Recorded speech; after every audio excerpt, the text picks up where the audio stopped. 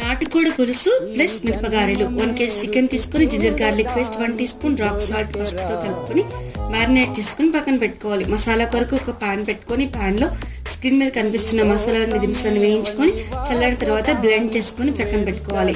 Curry కొరకు ఒక pan పెట్టుకొని 6 టేబుల్ స్పూన్స్ ఆయిల్ వేసుకొని ఆయిల్ వేడైన తర్వాత సన్నగా తరిగిన ఆనియన్స్ పచ్చిమిర్చి ఒక 4 వేయించుకొని 1/2 teaspoon ginger garlic paste వేసుకున్నాము. ముందుగా మనం మ్యారినేట్ చేసుకున్న చికెన్ వేసుకుని 5 మినిట్స్ కానిద్దాము. కానిచ్చిన తర్వాత రెడ్ చిల్లీ పౌడర్ ఒక 2 టీ స్పూన్స్ వేసుకున్నాము. అట్లనే కాస్తంత వాటర్ యాడ్ చేసుకొని ఒక 15 మినిట్స్ మీడియం హీట్లో మనం కుక్ చేసుకున్న తర్వాత మసాలా పౌడర్ని యాడ్ చేసుకుందాం. అలా మనం కర్రీ రెడీ అయిపోయిందండి. కొరియండర్ లీవ్స్ వేసేసుకుని గార్నిష్ చేసుకున్నాము.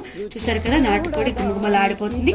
ఇప్పుడు మనము మినపగారెల కొరకు గ్రైండ్ చేసుకున్న పిండిని బ్యాటర్లో మనం కాస్తంత ఆనియన్ అట్లనే పచ్చిమిర్చి కాస్తంత అల్లం వేసుకుని సాల్ట్ వేసుకుని కలుపుకొని గారెలు వేసుకుందాం. రెడీ అయిపోయిందండి. చికెన్తో గారెలు తింటే